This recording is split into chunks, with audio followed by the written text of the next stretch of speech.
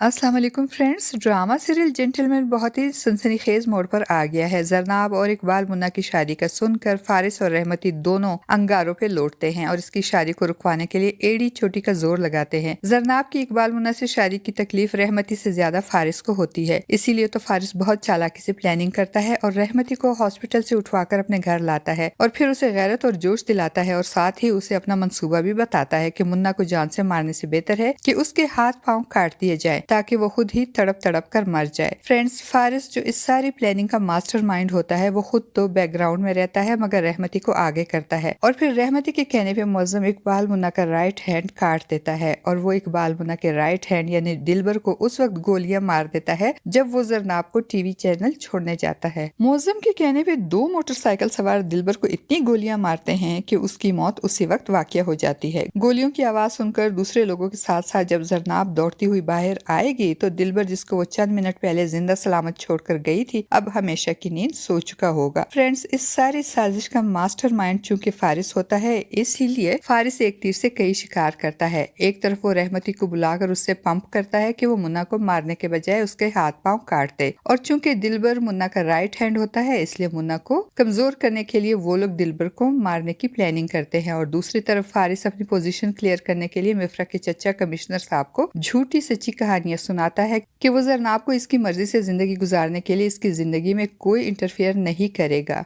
और कमिश्नर साहब फारिस की बात पे यकीन करते हुए मुतमईन हो जाते हैं। लेकिन फारिस बैकग्राउंड में रहकर रहमती के जरिए दिलबर को कत्ल करवाता है। फ्रेंड्स, जेंटलमैन की आने वाले एपिसोड में हम देखेंगे कि दिलबर की मौत के बाद इकबाल मुन्ना बुरी तरह टूट जाएगा। उसे शदीद गुस्सा आएगा दिलबर के कातिलों पे क्योंकि दिलबर ना सिर्फ उसका राइट हैंड था बल्कि उसका जिगरी दोस्त और उसके छोटे भाइयों जैसा था। इकबाल मुन्ना को अच्छे से अंदाजा होगा कि इस सब कार्रवाई के पीछे रहमती या फिर फारिस का हाथ है, इसीलिए वो दिलबर की डेड बॉडी देखकर वहां से सीधा रहमती के पास जाएगा और उसे कहेगा कि मुझे सच सच बताओ कि दिलबर की मौत में किसका हाथ है, जिसने दिलबर को मारा है उसका नाम बताओ वरना मैं तुम्हें तड़पा तड़पा कर मारूंगा। तो रहमती मासूम शक्ल बनाकर कहेगा कि मैंने नहीं मारा। रहमती अब बहुत डर रहा होगा कि उसने फारिस की बात मानकर और दिलबर को कत्ल करवाकर खुद ही अपनी मौत को दावत दी है। फिलहाल तो इकबाल मुन्ना को ये कंफर्म नहीं होगा कि दिलबर को किसने मारा है और जिस दिन उसे पता चलेगा तो वो रहमती को नहीं छोड़ेगा और उसे तड़पा तड़पा कर मारेगा।